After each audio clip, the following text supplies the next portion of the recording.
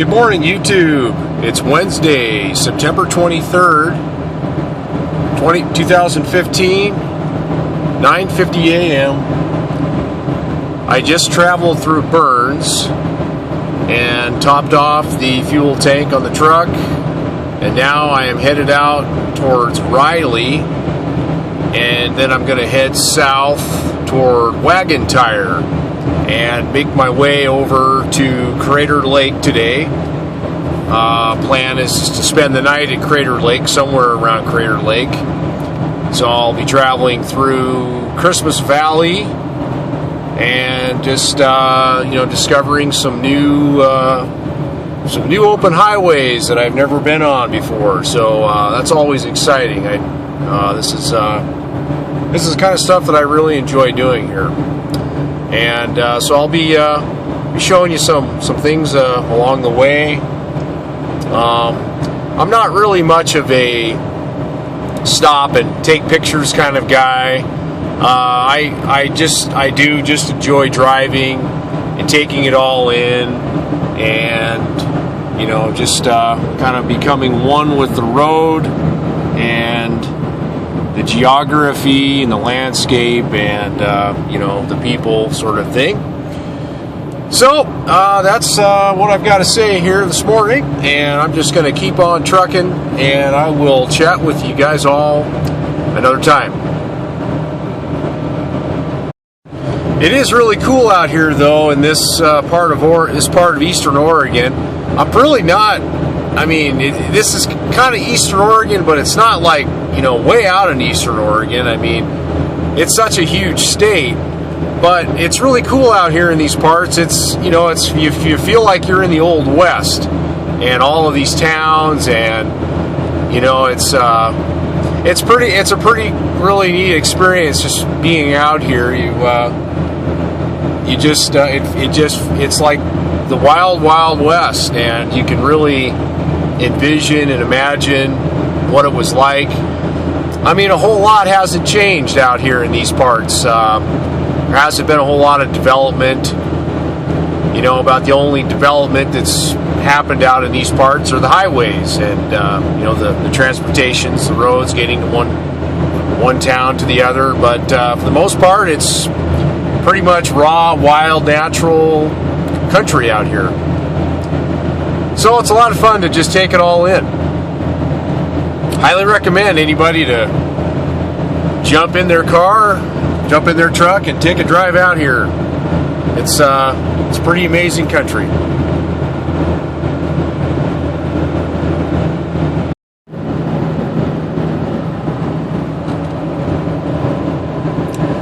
Here comes the UPS man, bringing those packages out.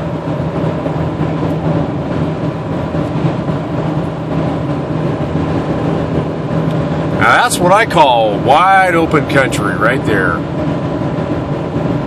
This is between Burns and Riley. I'm almost approaching Riley. Gotta love America. Gotta love America.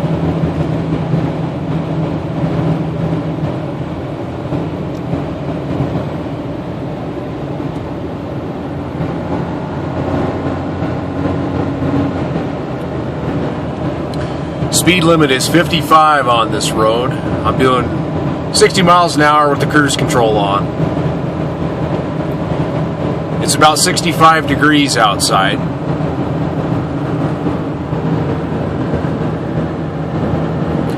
And I'm on my way to Crater Lake. This will be my first experience visiting Crater Lake. I've never been there before, so I'm really looking forward to it. Everybody I've talked to, they say it's totally awesome. You've got to go and check it out. They all say get in your truck right now and go and see it. So that's what I'm doing. Finally doing it.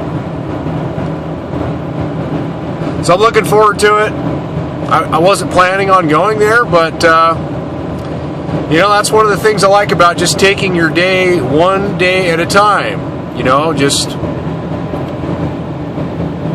It's fun and everything to have a grand plan about what you're going to do and logistic plan and all this, but at the same time, it's I think it's equally important to just, you know, take it one day at a time and just see, you know, see where you want to go. See where you want to go today.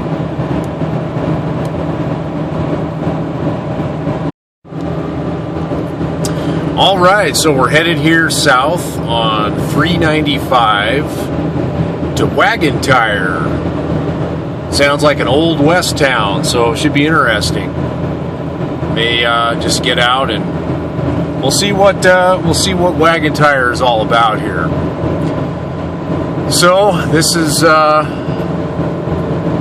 is Eastern Oregon right here. I like it. Got an RV there. Somebody pulling a trailer there ahead of me. Gonna give him a little bit of space. Doing 60 miles an hour.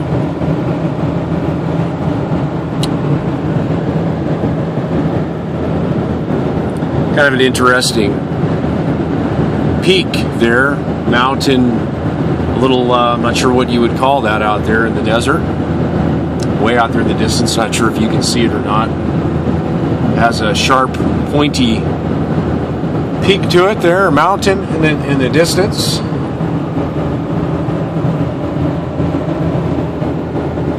Beautiful country out here.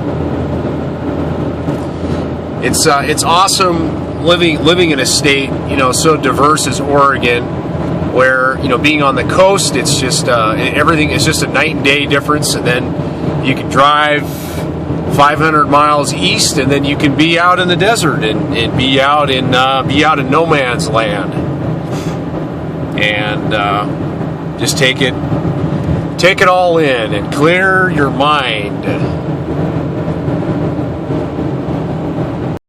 Well, I just passed through Wagon Tire, and it was like about a whole 500 feet. So it really wasn't much to see. It basically looked like an abandoned, you know, a little pit stop. There was once a small airport there that was no longer there. There was a small little Quickie Mart gas station that is no longer in existence. So pretty much Wagon Tire is non-existent, but it's still on the map. There was nothing of historical there by nature that I could see. I mean, it was just a blow through town here out in the desert. So that's the update on Wagon Tire. That's all I know. Now I'm just waiting for the road coming up here soon. It's going to take me through Christmas Valley. I don't know what the highway number is on that road, but it should be coming up here pretty soon. So just FYI, this road trip that I've been doing, it's mostly been, I've just been using maps, just state highway maps, like those freebie maps that you get at visitor information centers. Yeah, I've just gotten one of those, and I take a highlighter, and then I just mark out the route that I want to take. And then I've also been using my GPS there in the corner there, and that's pretty much all I've been using, because I don't have a cell phone data plan. I mean, I do, but I don't pay for the data plan. I use, if I have free Wi-Fi available, then I take advantage of it, because I'm on the Ting plan, so I can dial in my plan however I like it. You know, I can, you know, it's a pay-as-you-go plan. But anyhow, I've just been using road maps, and I really like road maps. You know, I can write things down, and typically what I do is I'll make a note of things that, you know, were really in need or interesting, that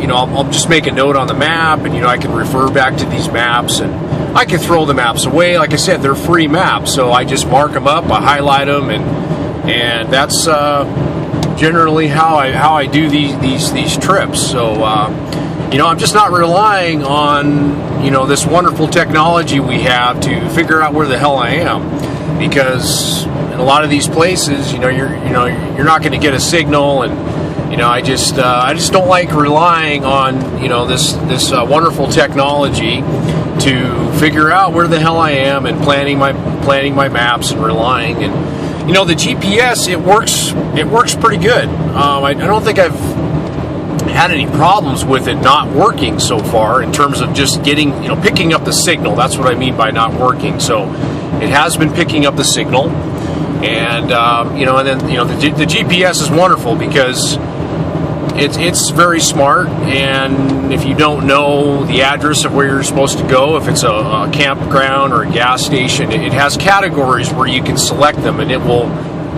send its signal out there, and it will find them. So you don't have to know what the address is a lot of the times on using a GPS. So anyways, that's a quick little talk on navigation and how am I trip planning, and how am I figuring out where I am and where I'm going to go. We'll talk to you later, YouTube. We'll chat with you a little bit. Bye-bye. Alrighty, so just turned on the road to make it out to Christmas Valley, and just going to make our way through Christmas Valley.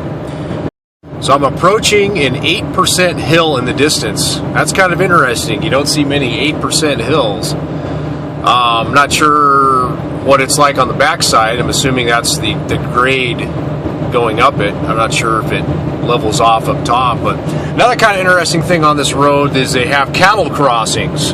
They're just like wild cattle crossings. So you got to be paying attention, if you come across one of these cattle draws.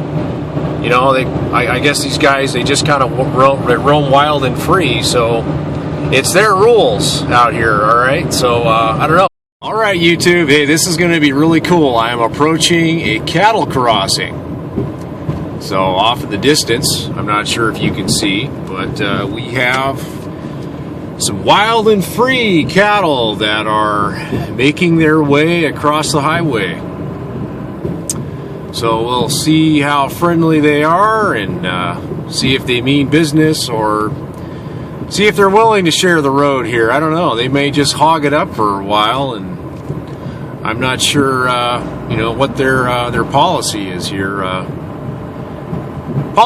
here. So we'll just kind of see here, and this should be interesting. I've never encountered one of these before. Hopefully they won't, freak out or whatever, but looks like we got a couple of stragglers that are trying to decide whether or not if they should just go for it. One of them there, the baby did. And, okay, looks like the calf there is taking a drink from Mama. And, yeah. So, yep. These guys are just out doing their thing here. Got a friend here. Hey, buddy. You have anything you'd like to add to the camera here? He says, just get the hell out of here so I can cross the road. You're making me nervous. All right. Peace.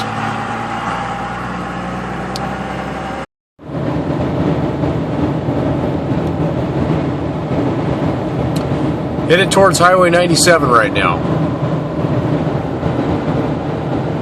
All right, YouTube, entering Crater Lake National Park. Woohoo! Finally made it. And look what we have ahead. We have a pay booth. Yes, always fun. All right, so the entrance fee was $15. I haven't quite looked at the guide yet. Never been here before, so kind of interested to see what Crater Lake has to offer. I see we've got a little bit of a forest fire going on there on the right-hand side. So, yeah, stay tuned for more awesome footage from Crater Lake National Park. All right, so I'm up here at a viewpoint. It's always a good sign when you see a sign like that that says danger, keep back, with some dude falling to his death, it appears. This is just like totally freaking amazing, guys.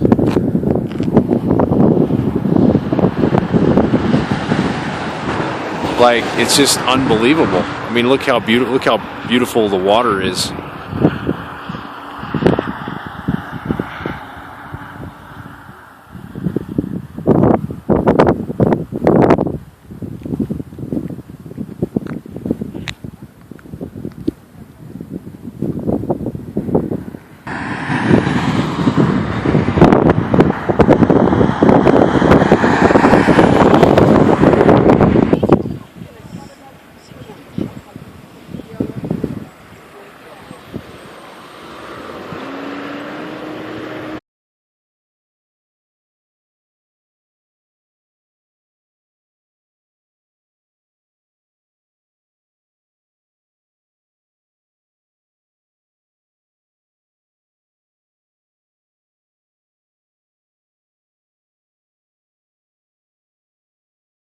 So I just wanted to talk a little bit about visiting Crater Lake National Park.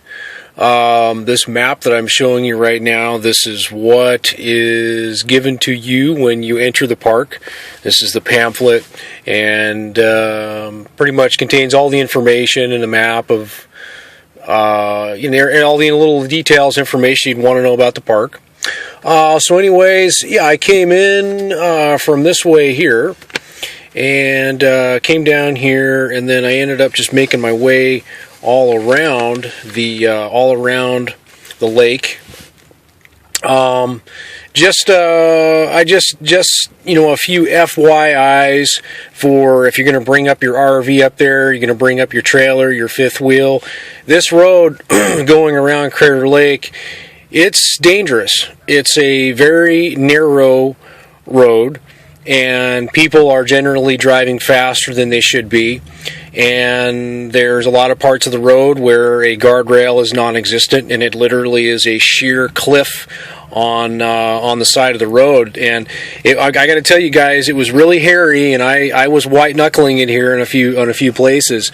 And I'll just tell you where the one side, where I thought was kind of the most dangerous was this East Rim Drive. And when you get over to this section right here, I tell you what, it's really hairy. It's really narrow, and it was scary. I mean, guys, it was flat out scary. I typically don't do very well driving on the edges of cliffs. It's just, your mind is playing all kinds of games with you at that point. But yeah, you're gonna have to be a little careful over here. But I gotta tell you guys, I mean, there was one guy that had a Class A diesel pusher. It was at least 35 feet long, pulling a toad, and he was making his way up here and going around. So you're going to see all kinds of people up there. I mean, they don't limit it. I don't think they're not going to allow a semi truck and trailer up there. But there's if you got a Class A with a tow, they'll let you go up there. But yeah, it's like I said, it's a really, really narrow road. I mean, It's a little ballsy, and it will test your driving skills and abilities bringing any type of RV up here, with the exception of a van or a car. But just some things to keep in mind from being up here. There's a lot to see, a lot to do. I spent approximately 3.5 hours up here, and that was just enough time to drive around the lake and see some of the outlook places, Phantom Ship Overlook, and then up here at Watchman Overlook, and then where where Rim Village. There are some really neat. There's a really neat observatory that's there. That has a lot of neat things to look at. So there's a lot to see. I certainly, when I got up there, about half the day was killed. So I would recommend a full day at Crater Lake if you really want to experience it fully and get to see everything. But so yeah, there are a couple different ways you can enter the park. You can come in down here from Highway 62 out of Medford, or you can come in from Roseburg up here and make your way here. Highway 97, of course, would be over here on this side. So yeah, there you go. There's a regional map right there. There's a few ways that you can get into the park. So I hope that helps everybody, and if anybody has any questions about everything, please feel free to comment below and ask away, and I will do my best to answer your questions.